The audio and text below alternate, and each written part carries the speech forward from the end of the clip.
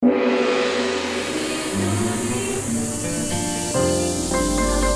Channel 3, Jembatan Pencerahan. Ku ingin seperti Toyani, wajah sederhana tanpa kemewahan,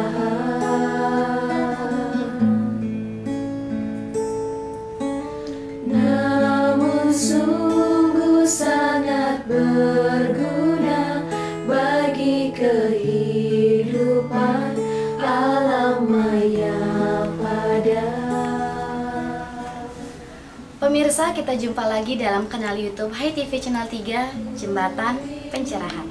Napi Orti, semoga semua dalam lindungan Hyang Widi. Kali ini sengaja kami pilihkan menu teranyar menjadi tontonan tentang tatanan berisi tuntunan untuk kita bersama.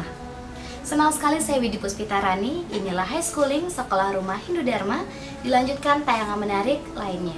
Selamat menyaksikan. Berguna bagi kehidupan alam maya pada.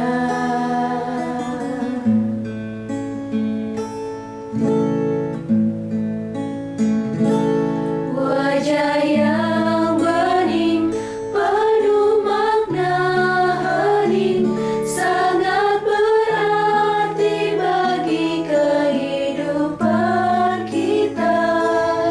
Wajah yang bening, wujud hati hening, begitulah udah Sang Hyang Widi.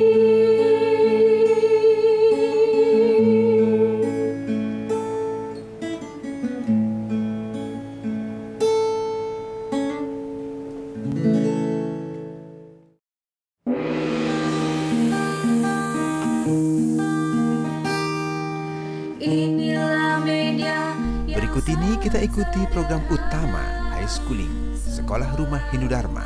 Inilah Selaras Kurikulum. Hai semua swindu, para siswa-siswi High Schooling namanya Sekolah Rumah Hindu Dharma. Pemirsa HiTV Channel 3, kita jumpa kembali dalam program High Schooling Sekolah Rumah Hindu Dharma yang akan mengedukasi siswa-siswi Hindu untuk belajar dari rumah. Minggu lalu kita telah bermain bersama Excited Games tebak istilah-istilah Hindu, dan kali ini kita akan belajar bersama dalam program Selaras Kurikulum Bedah Buku Swastika Rana. Seperti apa? Semua itu akan kita ungkap setelah pesan yang satu ini.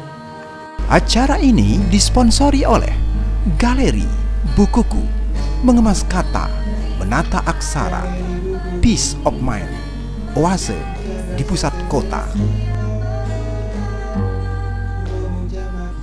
Adik-adik Swindu, kali ini kami tidak sendiri karena ditemani oleh dua orang dari Sanggar Alam Balisanti, ada Rika dan juga Putri. Nah, Rika dan Putri, udah pernah membaca belum buku Swastika Rana ini? Ya Kak, ini sedang membaca. Ya, sambil membaca diperhatikan ya. Sekarang Ya, kita Kak. akan membedah buku Swastika Rana yang diterbitkan oleh PHDI sebagai program Nirtani Jiwa. Nah, di depan sudah ada gambar swastika. Ya. Jadi swastika ini ya, kalau kita lihat dari judul bukunya, swastika dan rana. Swastika itu lambang agama Hindu kita yang bisa berarti keselamatan, kebajikan, juga keharmonisan. Dan rana berarti pendaran atau bukaan cahaya. Jadi swastika rana sebagai buku yang memberikan kita pencerahan, juga percikan sinar kebajikan. Jadi swastika rana ini sangat baik untuk menjadi pedoman kita dalam mempelajari ajaran Hindu Dharma. Ya, kita sambil membuka. Ya, gimana? Ya, Rika? kalau di buku yang lain, beberapa buku yang lain itu diulas tentang beban tenang. Nah, kalau di Swastika Rana ini, apa sih keistimewaannya Kak ya? Ya, keistimewaan buku Swastika Rana. Sebelum kita masuk keistimewaan, jadi kalau kita lihat dari bentuknya, Swastika Rana ya, dengan ukuran monarki size sangat cocok dan bisa dibaca oleh siapa saja pembaca, mulai dari remaja, dewasa, bahkan orang tua pun sangat cocok menjadi pedoman ajaran Hindu Dharma. Dan keistimewaannya kalau kita lihat di dalamnya ada bagian namaskara sebagai pembuka ya, tentang apa apa sih di dalamnya swastika rana, kemudian rasionalisasinya, dan di bab selanjutnya ada masuk kita pada Hindu Dharma, Pustaka Weda seperti apa, dan 3 kerangka dasar agama Hindu, ada Tatwa, Susila, dan Acara. Tatwa dikenal juga dengan konsep Pancasrada ya, ada Atma Tatwa, ya kan? Widi Tatwa, Karmapala Tatwa, Punarbawa Tatwa, dan Moksa Tatwa. Masih banyak di dalamnya, terdapat konsep Tripramana juga yang lainnya. Nah, di Susila ada ajaran tentang etika, Nikaya Parisuda, Dasayamabrata, Dasaniamabrata, konsep-konsep seperti Trimala, Setripu, dan masih banyak yang lainnya. Juga Putri dan Rika ada juga membahas tentang acara yang tadi sempat ditanyakan.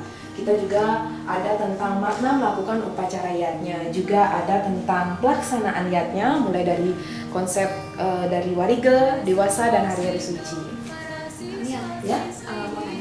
Menurut kakak, buku swastika rana ini cocok dibaca oleh kalangan remaja, anak-anak, dewasa, atau juga cocok dibaca oleh kalangan mahasiswa seperti saya? Ya, seperti yang tadi Kak Mia jelaskan, buku ini sangat cocok dibaca oleh berbagai elemen masyarakat karena selain menjelaskan tentang pedoman ajaran agama Hindu, ini juga berisi tentang pemahaman dasar gaya hidup Hindu, juga ada presumption tentang agama Hindu. Jadi pertanyaan-pertanyaan yang sering ditanyakan umat secara mendasar dan juga secara terinci itu semua ada di dalamnya, komplit dan juga lengkap.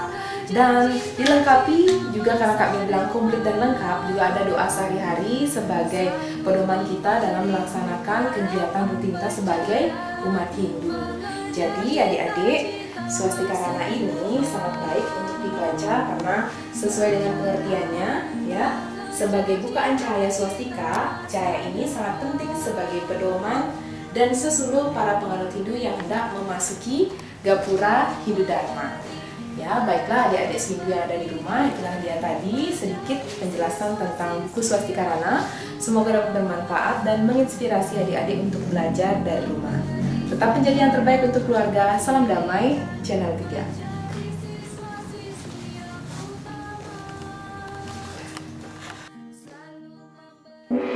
Pandemi paling tidak membawa 4 hal baru, bisnis baru, teknologi baru, komunikasi baru, hingga norma baru. Semua itu jika dianyam akan menjadi koronomik. Lalu, seperti apa koronomik ilmu ekonomi di zaman corona dari sudut pandang seorang profesor? Ngopi, ngobrol inspiratif, mengajak Anda melihat peristiwa dari perspektif berbeda, berbagai tokoh inspiratif. Karena secangkir ngopi, menikmati solusi, bukan sekadar narasi. Pemirsa HTV Channel 3, apa kabar Anda? Dimogis Tante Becik dalam karunia yang widi. Berjumpa kembali dalam program Ngopi, Ngobrol Inspiratif Bedah Kolom Majalah Wartam. Di edisi 83 dengan banner Bali Koronomik ada salah satu tulisan dalam rubrik Wartamrita dengan judul Manajemen Koronomik Hindu. Nah, seperti apa tamu spesial kita yang sudah datang ke studio Wartam untuk sharing-sharing bersama tentang koronomik Hindu ini? Pemirsa, jangan kemana-mana, mari kita temukan jawabannya setelah pariwara yang satu ini. Program ini didukung oleh SB, penerbit Pustaka Utama. Pemirsa HTV Channel 3 masih di studio Wartam bersama tamu spesial kita, Prof. Raka Swardana, Laki Orti, Prof. Becik ya. Sehat selalu, Prof. Sehat selalu dan fit. Nah, topik bahasan kita menarik, Prof. Manajemen koronomik Hindu. Sempat diangkat dalam diskusi redaktur akhir tahun kita bersama para kolumnis dan redaktur Wartam, dan kali ini kita hangatkan kembali.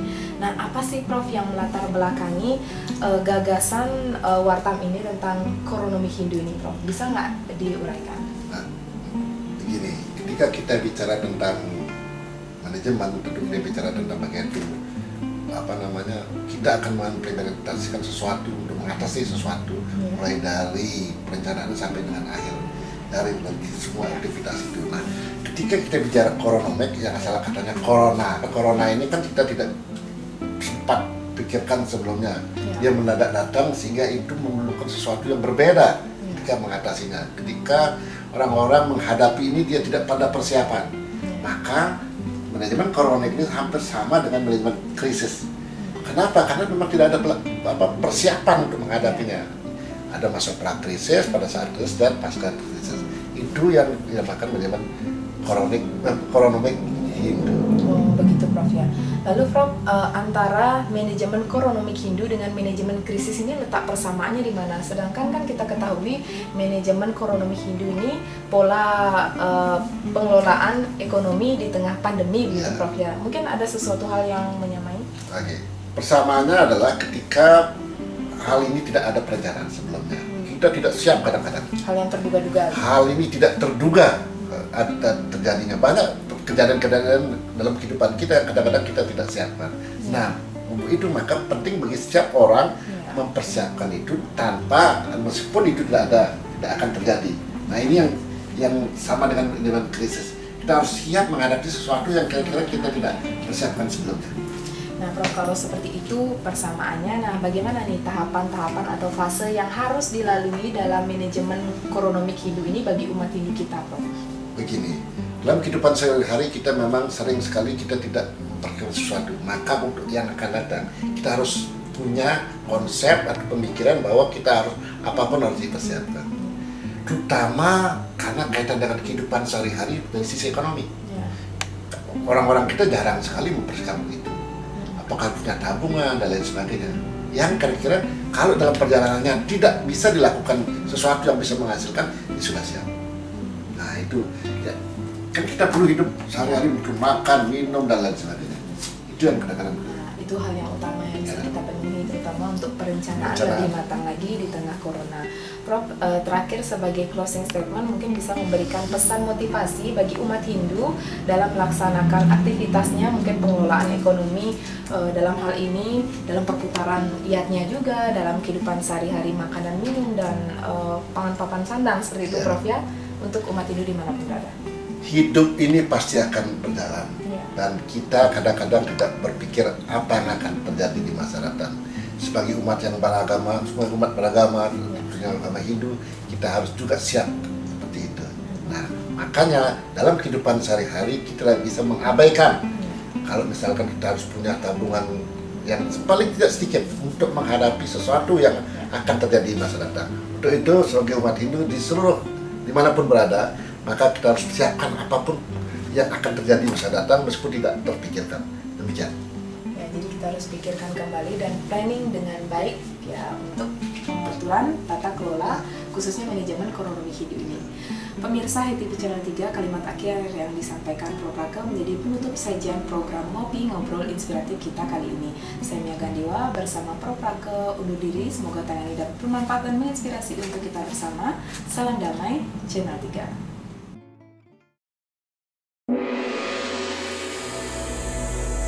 Berikut ini program Cemeti, Cerah 5 Menit akan menemani Anda membuka lebih luas jendela Hindu-Dharma untuk pencerahan jiwa.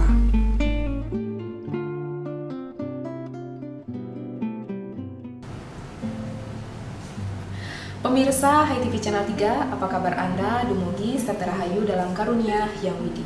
Berjumpa kembali dalam program Cemeti, Cerah 5 Menit. Hari ini saya Mia Gandewa bersama tamu spesial yang sudah hadir di Om Studio untuk berbagi bersama kita, memudahkan tentang topik bahasan kita sangat menarik kali ini, Kirti sebagai salah satu pahala anak suputra.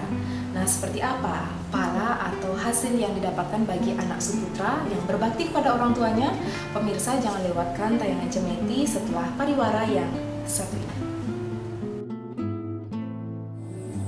Program ini didukung oleh SB, penerbit Pustaka Utama. Pemirsa HTV Channel 3 sudah hadir di Om Studio Wartam, tamu spesial kita. Mari kita perkenalkan Bapak Musti Ketut Widana. Napi Orti, Bapak. Astungkara becek-becek. Ya, langsung saja Pak. Tadi saya sempat membaca salah satu kitab ya, kitab Sarasa Muscaya di sloka 250 itu ada tentang 4 jenis pahala yang bisa didapatkan seorang anak apabila berbakti pada orang tuanya. Wah, tentu ini hal yang menarik kan Pak? Ya, nah, betul. tapi seperti apa nih pandangan Bapak menguraikan itu? Karena topik bahasan kita kali ini tentang kirti sebagai salah satu pahala yang bisa didapatkan oleh anak seputra. Silakan. Ya, sukses seperti tadi sudah disebutkan, dan di dalam kutipan Sloka Sarasamudaya Sloka 250 dengan jelas tegas disuratkan bahwa ketika seorang anak itu berbakti kepada orang tua, maka akan ada 4 pahala utama yang akan didapatkan. Dan pertama disebut dengan kirti, itu mendapat pujian nanti, tidak saja sang anak itu sendiri, tetapi juga orang tua bahkan keluarganya pun akan terpuji jadinya ketika anak itu sudah menunjukkan sikap sifat bakti dalam tanda petik suputra. Kemudian ayusa, kemakmuran hidup, ya, yang berikutnya bala, kekuatan yang akan selalu melindungi dirinya dimanapun dan kemanapun, dan terakhir akan mendapatkan jasa. Jadi catur pelaning bakti wa adwa inilah yang akan didapatkan oleh seorang anak yang bakti, yang dalam konsep itu disebut anak yang suputra. Saya kira itu konsepnya. Ya Pak, kalau seandainya kita berangkat dari fenomena sekarang, beberapa anak lah kita ambil contoh sedang gandrung ya, disibukkan dengan berbagai aktivitasnya atau pergaulan dia, jadi sibuk memegang gadget seperti itu.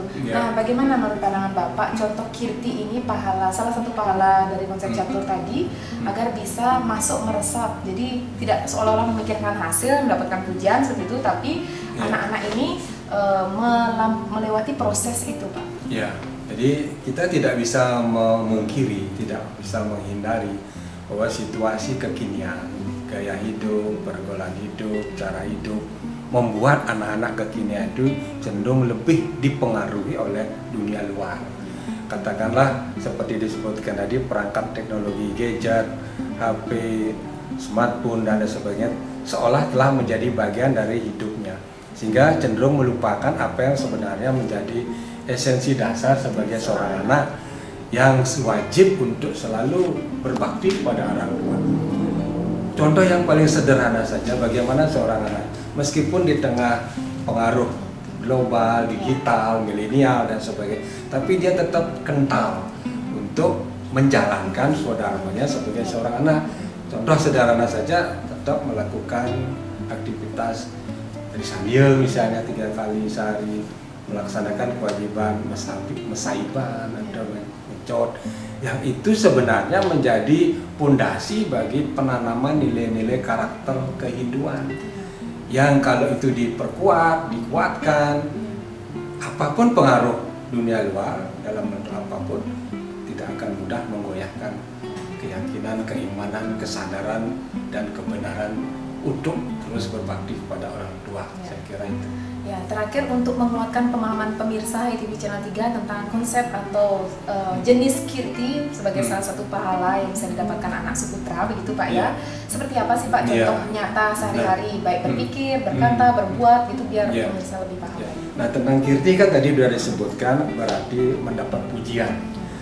Ketika seorang anak itu menunjukkan bakti dalam banyak bentuk, dalam banyak hal seperti rajin belajar, di sekolah jadi anak yang pintar, berprestasi, yang membanggakan orang tua, tentu otomatis akan mendapat pujian.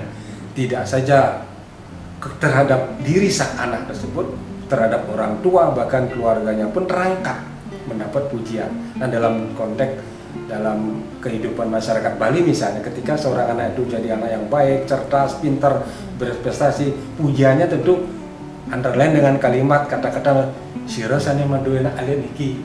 Paling tidak kalimat itu akan menunjuk kepada orang tua sebagai yang mempunyai anak tersebut, bahkan keluarganya pun terangkat dalam konteks kirti atau mendapat pujian tersebut. Saya kira itu. Jadi orang tua pun ikut harum ya namanya Bapak ya. Betul. Jadi lebih jelasnya anak-anak suputra atau anak-anak Hindu kita penting untuk meningkatkan kualitas dirinya agar semakin bisa memberikan keharuman bagi keluarga. Ya, mengharumkan nama keluarga. Ya.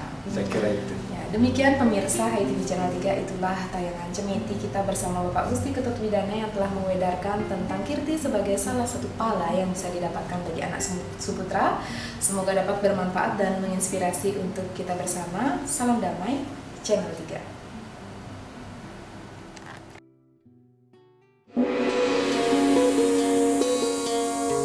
Sebentar lagi Anda akan ikuti Sundari Nada.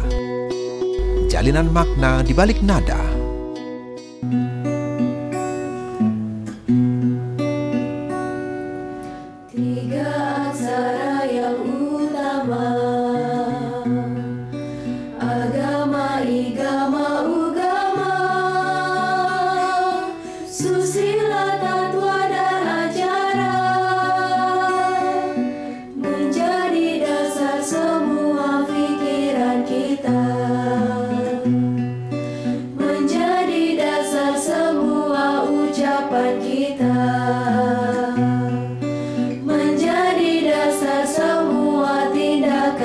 kita,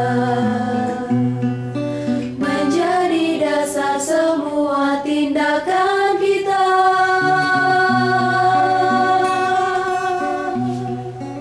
Demikian tadi pemirsa, Sundari Nada, jalinan makna di balik nada yang menjadi sajian akhir kebersamaan kita. Mewakili seluruh kru Hai TV Channel 3, saya Diah Parisya, mohon pamit undur diri. Maaf jika tidak berkenan, terima kasih atas kerjasamanya. Sampai jumpa dalam tos berikutnya.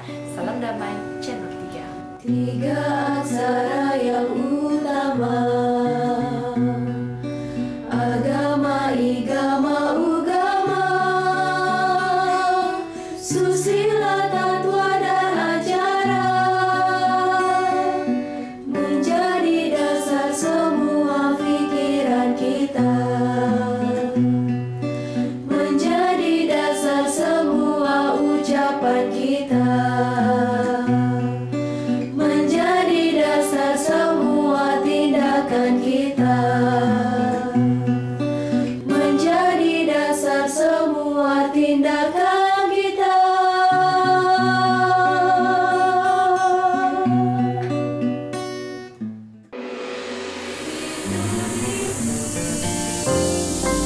Hai TV Channel 3, Jembatan Pencerahan.